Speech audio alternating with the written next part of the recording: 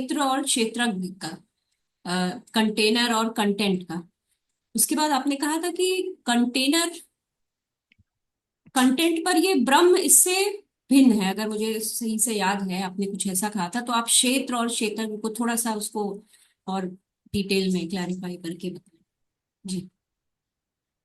आपने क्या समझा पहले वो बताओ। जी, मैंने मैंने जहां तक समझा है तो कंटेनर अर्थात कंटेनर भी यही है और कंटेंट भी यही है। और इसे जिसे शायद आगे गीता में शायद कहीं श्री कृष्ण जी ने ये भी कहा है कि जो, उस भाव से भी इसको जोड़ सकते हैं कि जो मुझे सब में देखता है और मैं ही सब में हूँ, दोनों तरीके से बात है, तो वो मुझे प्राप्त कर लेता है। तो इसमें तो क्षेत्र, क्षेत्रज्ञ और एक और तीसरा भी कोई शब्द है, मुझे ध्यान नहीं आ रहा है। तो इन तीनों में ये ब्रह्म से ये कैसे इनको कैसे डिफरेंशिएट किया जाए, कंटेंट और कंटेनर। भाई बहुत सी चीजें हैं जो कंटेनर भी होती हैं और कंटेंट भी होती हैं। क्षेत्र कहा जाता है जहां संभावनाएं हैं बढ़ने की, होने की, क्रिया की। वो सब क्षेत्र हैं। जैसे इस क्षेत्र में काम करने वाले, क्रिया, इस क्षेत्र का विकास, इस क्षेत्र में फैलाव, तो ये सब बातें क्रिया की, होने की, संभावनाओं की तरफ, जहां भी कुछ संभावनाएं रहती हैं उसे क्षेत्र कहा जाता है। It could be material, it could be non material. Sorry to interrupt. और जो तो क्या? क्षेत्रज्ञ है, जब क्षेत्रज्ञ की आप बात करेंगे जी। तो क्षेत्रज्ञ का भाव है जो संभावनाओं, जिसके कारण संभावनाएं हैं, हम्म। जो क्षेत्र में व्याप्त भी है और सारी संभावनाओं का कारण है। चाहे वो फैलाव है, विकास है, कंट्रैक्शन है, एक्सपेंशन है, कुछ भी है, चाहे जिसके कारण क्रियाएं हो सकती हैं। तो इसलिए क्षेत्र और क्षेत्रज्ञ लोग या संभावनाओं की बात करते हैं या उन संभावनाओं के कारण की बात करते हैं। क्षेत्र और क्षेत्रज्ञ का मैं एक सीधा उदाहरण देता हूं। जैसे खाली जगह को आकाश, स्पेस कहा जाता है। हर खाली स्थान स्पेस कहलाता है जो कोई वॉल्यूम रख सकता है, जिसमें कोई वस्तु आती है। वो चाहे अगर ब्रह्मांड ही पूरा क्यों ना हो, वो भी स्पेस है। अब वो एक क्षेत्र है जिसमें संभावनाएं हैं, एक्सपेंशन की, कंट्रैक्शन की, बिग बैंग की, न जाने क्या क्या। यानी बहुत सारी संभावनाओं का आयाम है कि यहां पर ये सब कुछ हो सकता है। इसलिए आकाश एक क्षेत्र है, लेकिन क्षेत्रज्ञ नहीं है। क्षेत्रज्ञ इसलिए नहीं है क्योंकि इसके कारण नहीं हो रहा है, इसके होने के कारण नहीं हो रहा है, इसकी एग्जिस्टेंस के कारण नहीं है। इसीलिए इसे परम एग्जिस्टेंस या परम अस्तित्व नहीं कहा जाता है। इसे अस्तित्व कहा जा सकता है कि इसका होना है, खाली स्थान है। कुछ लोग उसको ये भी कहते हैं कि जो खाली खाली है उसको आप ब्रह्म कहिए, ईश्वर कहिए, कोई बुराई नहीं है उसको कहने में, लेकिन उससे आप केवल क्षेत्र का ज्ञान ले पाएंगे, क्षेत्रज्ञ का नहीं। उससे केवल संभावनाएं जान पाएंगे कि ये कटेगा नहीं, हटेगा नहीं, कुछ नहीं होगा इसमें, सारी चीजें तो जान लोगे, लेकिन ये क्यों नहीं कटेगा, ये क्यों नहीं हटेगा, ये क्यों नहीं लेप में आएगा, ये नहीं जान पाएंगे। इसलिए क्षेत्र और क्षेत्रज्ञ के भेद को पूरी तरह जानने वाला, परम अस्तित्व को जानने वाला माना जाता है। तो इतनी सी बात, आज इसको मैं रख देता हूं आपको। क्षेत्र वो है जिसमें संभावनाओं का, चाहे वो फैलाव है, क्रिया है, एक्सपेंशन है, कंट्रैक्शन है, किसी की उत्पत्ति है, ये सारी चीजें संभावनाओं के होने को ही क्षेत्र कहा जाता है। और क्षेत्रज्ञ वो है जिसके कारण क्षेत्र का के अंदर ये सारी संभावनाएं जिसके कारण होती हैं, जो जो कारण है इन सब का। इसीलिए जब आकाश यानी खाली स्थान को, जल को, अग्नि को, वायु को, मिट्टी को, धरती को, जब जब भी किसी ने भगवान माना है तो उसको क्षेत्र की नॉलेज तो हो गई है। अग्नि के कुछ गुणों की बात आ गई, आकाश के कुछ गुणों की बात उसने जान ली, पानी के कुछ गुणों की बात जान ली। और गुणों को जानना अधूरा ज्ञान होता है, इसीलिए इसे बोध नहीं कहा जाता। ज्ञान और बोध में यही भेद है। ज्ञान केवल आपको 5 भौतिक तत्व और 4 सूक्ष्म कारण तत्व है, जिसे मन, बुद्धि, चित्त और अहंकार कहा जाता है, जो जीव के इंस्ट्रूमेंट्स हैं। इन चारों को मिलाकर ही जीव है। इन चारों के होने का एग्जाम्पल है कि जीव के अंदर ये सब बातें रहेंगी।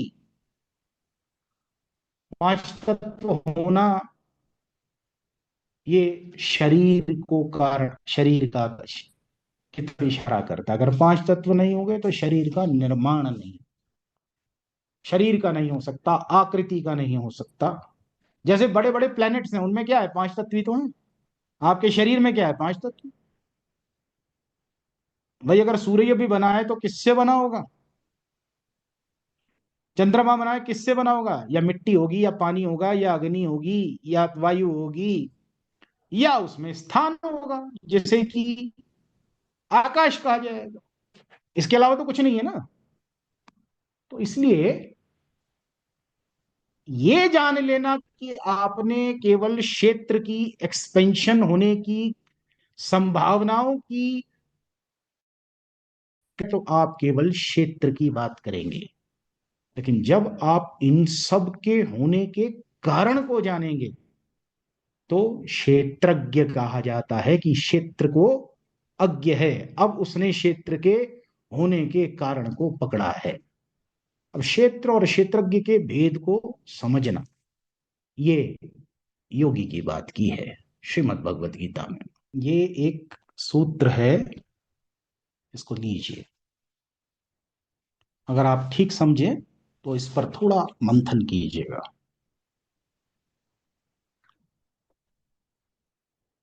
जब भी कोई विषय आगे बढ़ता है, एडवांस्ड होता है, तो उसकी एडवांसमेंट के साथ साथ उसके अंदर सूक्ष्मता आती चली जाती है। उदाहरण के तौर पर पहले बड़े बड़े टीवी होते थे, मोटे मोटे से लंबी पिक्चर ट्यूब वाले। आजकल देखते हैं कितने सटीक पतले से आते हैं।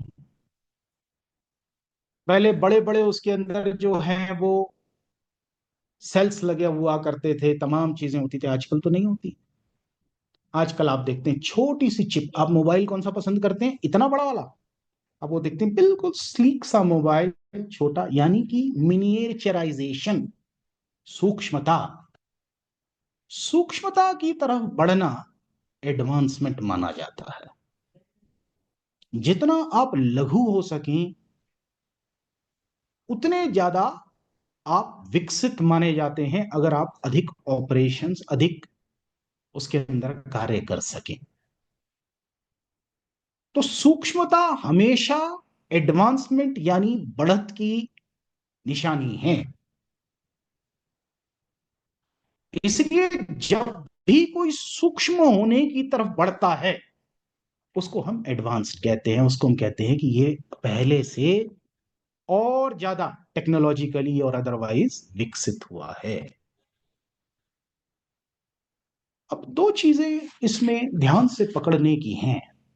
वो ये है कि जब भी किसी चीज का निर्माण होता है, जैसे एक चिप है, उसका जब निर्माण होता है, चिप समझते हैं आप, वो इलेक्ट्रॉनिक डिवाइस, वो इलेक्ट्रॉनिक छोटा सा पार्ट जिसके कारण टीवी होता है, मोबाइल होता है, वो छोटी सी चिप होती है, उसके अंदर सारे ऑपरेशंस उसके अंदर मौजूद होता है सब कुछ। ऑलरेडी उसके अंदर सॉफ्टवेयर होता है, और आजकल तो बहुत एडवांस्ड एआई, आर्टिफिशियल इंटेलिजेंस आ गई है, जिसके कारण आपको बहुत कुछ करने की जरूरत नहीं होती। जो पहला सिद्धांत है, सूक्ष्मता एडवांसमेंट की निशानी है। जितना सूक्ष्म, उतना आप अधिक उन्नत हैं सांसारिकता में, संसार में, भौतिकता में। दूसरी बात है, क्या आध्यात्म में भी कुछ इसी तरह का मामला है? कुछ सूक्ष्म जाने की जरूरत है। अब इसमें मैं एक बात पकड़ने के लिए कह रहा हूं, वो ये है कि ध्यान से देखिए, जब भी कोई चीज का निर्माण होता है तो उसके अंदर कुछ कोडिंग कर दी जाती है। कोड इसलिए होते हैं, जिसे हम कहते हैं पासवर्ड है, या वो चीजें हैं जिसके कारण वो सब चीजें चलेंगी। जैसे कि कोडिंग, कंप्यूटर इसलिए चलता है क्योंकि उसके अंदर कोड होते हैं, और वो कोड एक के साथ एक काम करते हैं। एक इसीलिए कंप्यूटर एक बार में बहुत सारे काम कर सकता है, और जितना एडवांस्ड होगा उतने ज्यादा काम कर पाएगा। तो जब भी इस पूरे विश्व का निर्माण हुआ होगा, लोग कहते हैं संसार कैसे बना। ध्यान से समझिए इस बात को, जब भी निर्माण रहा होगा तो इसके पूरे के पूरे सिस्टम को, इसके सॉफ्टवेयर को, इसके हार्डवेयर को जैसे कोडिंग की जाती है, उस प्रकार से प्रकृति ने कुछ सिद्धांतों के रूप में कोडिफाई कर दिया है। कोडिफाई का मतलब है वो सिद्धांत इसके अंदर सूक्ष्मता से भर दिए हैं। जैसे गुरुत्वाकर्षण का सिद्धांत, ये किसी व्यक्ति ने नहीं बनाया कि हर वस्तु दूसरे को एक ताकत से खींचती है। ये सिद्धांत व्यक्ति का नहीं है, ये प्रकृति का सिद्धांत है। और अगर प्रकृति का सिद्धांत है तो प्रकृति के निर्माणकर्ता का ये कोडिंग है, ये उसकी प्रोग्रामिंग है। आप मान सकते हैं कि ये इसकी प्रोग्रामिंग है। जितने भी पांच तत्व बने हैं, ये इसकी कोडिंग है। तभी पांचों के पांचों तत्व अलग अलग ढंग से सबके स्वभाव हैं। जो अग्नि का स्वभाव है वो जल का स्वभाव नहीं है, वो मिट्टी का नहीं है, वो वायु का नहीं है, वो आकाश का नहीं है। लेकिन इन सारों को एक साथ कर देना, ये कोई ना कोई कोडिंग मांगता है, प्रोग्रामिंग मांगता है। तो ये कोडिंग किसी ने की होगी। गुरुत्वाकर्षण का सिद्धांत, न्यूक्लियर का सिद्धांत, भौतिकता में जितने भी भौतिक जगत में अंडे से उत्पत्ति का सिद्धांत, मां और पिता के संयोग से एम्ब्रियो का, बच्चे का एक छोटा सा अंड के रूप में निर्माण, क्या किसी व्यक्ति की संरचना है? ये सब कुछ नेचर में मौजूद है। तो ये कोई ना कोई कोडिंग है, ये कोई ना कोई प्रोग्रामिंग है, ये चिप तैयार है जिसके अंदर ये सेट किया हुआ है। अब अपने पूरे जीवन काल में कोई व्यक्ति अगर इसकी तरफ बढ़े कि ये क्यों बना है संसार, तो इन्हें इस रहस्यों को पार करना पड़ेगा। उसे इन सारे कोड को पार करना पड़ेगा। उन्हें इन सारी बातों को जानना पड़ेगा कि ऐसा क्यों, गुरुत्वाकर्षण का सिद्धांत क्यों आया, मां और पिता के संयोग से बच्चे का जन्म क्यों आया, ये पांच तत्वों का एक साथ आना क्यों आया, और जो भोजन आप खाते हैं वो पचे और निकले, ये भी तो एक कोडिंग है। आप खाना खा रहे हैं, वो पचता है, ये भी एक कोडिंग है। तो जो कुछ भी सिस्टम बना है, जो कुछ भी बना इस संसार में है, वो कोई ना कोई प्रोग्राम उसको चला रहा है, इसलिए वो चलता है ऐसा। इसीलिए चंपा पंत जी भी खाएंगे तो भी पचेगा, और कमांडेंट आरवी सिंह भी खाएंगे तो भी उन्हें पचेगा। क्योंकि एक कोडिंग है जो उस घट में भी है और इस घट में भी है, और ये कोडिंग का सिद्धांत सब में है। जो भी, अब देखिए, दो तरह के लोग होते हैं। एक वो होते हैं जो उस कोडिंग को डिसाइफर करते हैं, निकालते हैं। हम दो तरह की चीजें उन्हें मानते हैं, कि जो भी कोडिंग को निकालता है वो दो तरह के लोग होते हैं। एक होते हैं जो कल्याण के लिए करते हैं, और एक वो होते हैं जो विनाश के भाव से करते हैं। जैसे कि अगर किसी ने फ्रांस के किसी सिस्टम को, यूएसए के सिस्टम को, या किसी भी डिफेंस सिस्टम को, या नॉर्मल सिस्टम को अगर किसी तरीके से पकड़ने की कोशिश की, तो वहां का सिस्टम उसे रोकेगा, वहां का जो सुरक्षा तंत्र होगा वो उसे रोकेगा। वो कभी भी उसको अपने सिस्टम को हैक नहीं होने देगा। तो इसका भाव ये है कि जब भी कोडिंग की गई है, यानी कि पूरा सिस्टम इस विश्व का, ब्रह्मांड का बनाया गया है, तो इसको डिसाइफर, इसको निकालने वाले, इसको जानने वाले, इसमें से ये निकालने वाले इस पासवर्ड्स को, कि आखिरकार ये क्यों किया है, दुनिया बनाने वाले क्या तेरे दिल में समाई, काहे को दुनिया बनाई, काहे को दुनिया बनाई, यही कोड निकालना है। काहे को बनाई है तूने, क्यों ऐसा रखा है, क्यों गुरुत्वाकर्षण है, क्यों अंडे से बच्चे का जन्म होता है, क्यों अंडा बनता है, ये सारी चीजें कोई ना कोई कोड है।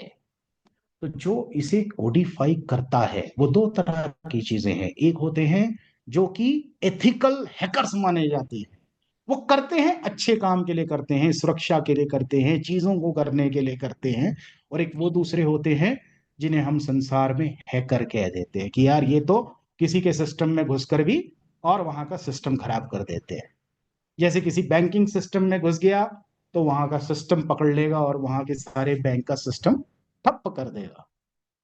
इसी प्रकार से ब्रह्मांड में जितना कुछ भी कोडिफिकेशन है, जितना कुछ भी परमात्मा हम कह रहे हैं, परमात्मा इसलिए कहते हैं कि आत्मा ना कह के परम कह दिया उसे। परम इसलिए कहते हैं कि सूक्ष्मता में भी है और व्यापक से व्यापक में भी है, इसीलिए इसे परम कहा जाता है। परम विशालतम और परम सूक्ष्म भी। तो जो परम एक्सपेंशन और कंट्रैक्शन में दोनों जगह में लास्ट स्टेज पर हो, इसी ही परम कहा जाता है, इसीलिए इसे परम आत्मा कहा गया। तो अब यहां ये देखना है कि जो कोडिफिकेशन का मामला है, इसे करने वाले दो तरह के हैं जो इस चीज को, रहस्य को निकालते हैं ब्रह्म में से। एक वो होते हैं जो संसार के कल्याण के लिए करते हैं, उनको योगी कहा जाता है। वो निकालते हैं कि देखो, अगर इसमें बीमारी है तो इसकी इलाज की ये दवा है, ये पत्ती खा लो, ये जड़ खा लो, ये ले लो, या ये मेडिसिन ले लो, या ये कर लो। वो भी एक तरह से रहस्यों को निकालना है, जितना जितना कोई निकाल पाया, जहां जहां तक कर पाया। तो जो ऐसे होते हैं जो समाज के लिए बेहतर काम के लिए उसे करते हैं या लाने के लिए करते हैं, हम उनको ओवरऑल योगी कहते हैं, कि उन्होंने ऐसा योग किया जिसके द्वारा वो कुछ निकाल पाए। तो इस प्रकार से इस सारे रहस्यों में से, ब्रह्म ब्रह्म तत्व के बनाए समस्त रहस्यों में से गिने चुने चंद रहस्य निकाल पाने वाले खास योगी होते हैं जो कर पाते हैं। जब वो कल्याण के भाव से करते हैं तो वो बहुत कुछ कर सकते हैं, वो बहुत कुछ कर सकते हैं। वो करें ना करें वो एक अलग बात है, लेकिन वो जानते हैं कि ये रहस्य है, ये कोडिफिकेशन है, ये सिस्टम में ये डाला गया है। अगर मैं ये कर दूं तो इस प्रकार से ये सारा डिकोडिफाई हो जाएगा, इस प्रकार से ये ठीक हो जाएगा। ब्रह्म बोध यही अवस्था होती है तत्वबोध के बाद, जिसमें अपने रहस्य और अपने पासवर्ड्स ये देता है, अपने कोडिफिकेशन देता है, कि देख मैंने इसलिए बनाया इसे। इसीलिए जो ऐसे महात्मा जो तत्वबोधी है, उनको किसी बाहरी नॉलेज की जरूरत नहीं होती है, उन्हें बाहरी किसी ग्रंथ को पढ़ने की जरूरत नहीं होती है। उनके इस तत्व के साथ सम परम तत्व रूप के अपने अस्तित्व पर होने के कारण, उनको ये प्रेम के कारण ये पासवर्ड्स ऐसे ही सहज में मिलते जाते हैं। कि दुनिया बनाने वाले क्या तेरे दिल में समाई, काहे को दुनिया, वो काहे को दुनिया बनाई उनको आता रहता है, आता रहता है। इसीलिए किसी के कल्याण के लिए वो इस्तेमाल करते हैं। कभी कभी कहते हैं, ऋषियों को हम सुनते थे ना, कोई समस्या होती थी तो कहते चलो अगर इसे श्राप मिला है तो कोई बात नहीं, इसे पलट देते हैं, अगर तूने ये वाला कार्य किया तो तू ठीक हो जाएगा। वो क्यों कहते थे? मॉडिफाई कर देते थे सिस्टम, वो प्योरीफाई कर देते थे। जहां कहीं कोई रहस्य छुपा है वो इसी रहस्य में से निकाल कर दे देते थे संसार के कल्याण के लिए, और ऐसों को योगी कहा गया। ऑन द अदर हैंड कुछ हैं जो कुछ कुछ चीजें जान लेते हैं ऊपरी धरातल की और हैक करने लगते हैं सिस्टम को। कभी किसी के लिए बुरा, कभी किसी के लिए बुरा, कभी किसी के लिए कोई भाव, कभी किसी के लिए कोई भाव, ऐसा करके अकल्याणकारी भाव भी जीव के पास में ये आने की संभावना रहती है। इसीलिए इस ताकत को केवल तत्वबोधी ही सही ढंग से इस्तेमाल कर सकता है। बाकी अगर किसी योग, ध्यान या अन्य क्रिया के द्वारा किसी और को छोटे मोटे कोड्स मिल जाते हैं तो वो अपना भी अहित कर सकता है और अपने साथ जुड़े जितने लोग हैं उनको भी भ्रम में डाल सकता है। मैंने बहुत से लोग देखे हैं जो ये कहते हैं जा तेरा ये काम नहीं हुआ, जा मैं तेरे को बताता हूं तेरा ये काम ये हो जाए। उन्हें छोटे मोटे पासवर्ड्स पता हैं, इससे ज्यादा कुछ नहीं जानते वो, लेकिन लोगों को लगने लगता अरे इन्हें कैसे मालूम मेरी मुट्ठी में ये था। बहुत छोटी सी चीज, बहुत छोटी लेवल का, निचली लेवल का जानकारी है उसके पास। जो सर्वोत्तम अवस्था और ज्ञान, जिसको बोध कहा जाए, परम तत्व का बोध है जो इन 9 तत्वों से परे है। इसीलिए अगर कोई योगी इस तत्व बोध की स्टेज पर आने के बाद सेकंड स्टेज जिसे कि ब्रह्म बोध कहा जाता है उसमें आता है, तो वो इस परम सत्ता के जितने भी भेद हैं उससे अभेद हो जाता है। उसे मालूम है कि मेरे को इसमें से क्या क्या कब कब निकाल कर संसार के कल्याण के लिए देना है। और यही एक कारण है कि ऐसा योगी संसार के कल्याण के लिए किसी भी लेवल तक चला जाता है, किसी भी लेवल तक, और कहीं तक भी किसी के, जिसको कहा जाता है सहज कल्याणकारी। हनुमान जी की बात देखते थे ना, हनुमान जी को कहा कष्टकार क्यों दूर, तत्व के बोध को समझा कि हे प्रभु तत्व रूप से तो मैं भी वही और आप भी वही, लेकिन अब एक प्रेम ब्रह्म बोध की अवस्था है तो अब कल्याण कर रहे हैं। इसीलिए कहा कि आप जो हैं दुख नाशक हैं, आप ये करते हैं, आप वो करते हैं। क्या किया उन्होंने? इसी कोड्स में से कुछ निकाल कर संसार के कल्याण के लिए दे दिया। और रावण के पास भी कोड थे कुछ, उसने शक्तियों को पकड़ा, लेकिन किस लेवल पर पकड़ा और क्या प्रयोग किया? बड़े बड़े अस्त्र शस्त्र उनके पास भी थे, ऐसे थे उनके पास भी जो विनाश कर सकते थे, तो वो विनाश के लिए इस्तेमाल किए। इसीलिए जब किसी के पास कोई कोड कोडिफाई हो जाए, कोई इस प्रकार से योगी बन जाए, तो केवल तत्वबोधी ही इन प्रकृति के वास्तविक जो पासवर्ड्स हैं इनका लाभ संसार के लिए करता है और वो बैलेंस्ड होता है। बाकी कोई भी किसी 5 तत्वों को किसी ने पकड़ लिया या 4 सूक्ष्म को पकड़ लिया और अगर उनके बारे को साथ में लेकर उनका आसरा लेकर अगर उसने कोड को पकड़ने की कोशिश की तो वो किसी भी लेवल तक संसार के कल्याण के लिए सही साबित नहीं होता है। इसीलिए किसी ने अग्नि को देव कह के अग्नि को पूजना शुरू किया, उसके पास अग्नि अग्नि हथियार आ गए, उसके प्रकाश उस प्रकार से अग्नि अस्त्र आ गया। किसी के पास पानी का आ गया, किसी के पास हवा का आ गया, किसी के पास आकाश का आ गया। आकाश का मतलब समझते हैं आप? Expansion of energy. For example जैसे न्यूक्लियर फिजन में होता है, सब कुछ 1 मिनट में हिरोशिमा के अंदर, ये क्या है? अणु के भीतर की ऊर्जा को आकाश तत्व का साथ मिल गया, बस हो गया काम। तो मेरा ये कहना है तत्वों की मिलावट के साथ में बहुत कुछ जाता है, चंद ही वो लोग होते हैं जो इसकी संभाल कर पाते हैं। वही क्षेत्र को और क्षेत्रज्ञ को जानने वाले योगी होते हैं। और ऐसे ही योगी संसार का कल्याण करते हैं, क्योंकि वो अत्यंत रहस्यमय, भगवान श्री कृष्ण ने कहा है अत्यंत गोपनीय ज्ञान है मेरा। और आगे कहा कि कोई ऐसा जो इस तरफ ऐसी तत्व की अवस्था में बढ़ जाए, उसके लिए कोई कर्तव्य शेष नहीं रह जाता है। कारण मालूम क्या है? वो एक मेक होने की अवस्था उसकी होती है, और इसलिए उसको सहज सारे पासवर्ड्स प्रेम में उपलब्ध होते हैं। इसीलिए ऐसे परम तत्व ज्ञान बोधि महात्मा का कोई भी अन्य उसका स्थान नहीं ले सकते हैं। इसीलिए मैं ये बात रख रहा हूं कि क्षेत्र को भी जानने वाला और क्षेत्रज्ञ को जानने वाला और इनके भेद को जानने वाला ऐसा परम तत्व केवल तत्व बोधि महात्मा होता है। तत्व के बोध का अर्थ है, अब उसने नौ तत्व की बात नहीं की है। अब इससे परे जो परम तत्व, उसके लिए 10वां द्वार खुला है, वो इससे परे जा चुका है। और अब सारे रहस्यों को साथ में लेकर चल रहा है। वो कल्याण कर सकता है, वो डिकोडिफाई कर सकता है सिस्टम को। इसीलिए अगर कोई महात्मा के शरणागत होता है तो उसको अभय दान भी देते हैं। उसको ये कहते हैं, जिसको कहा गया योगक्षेमम वहाम्यहम, ये भी कहा गया कि आप निरोगी रहें, आप ऐसे रहें, आप ऐसे रहें। क्यों हुआ? क्योंकि कल्याण के लिए वो कोड दे दिए गए।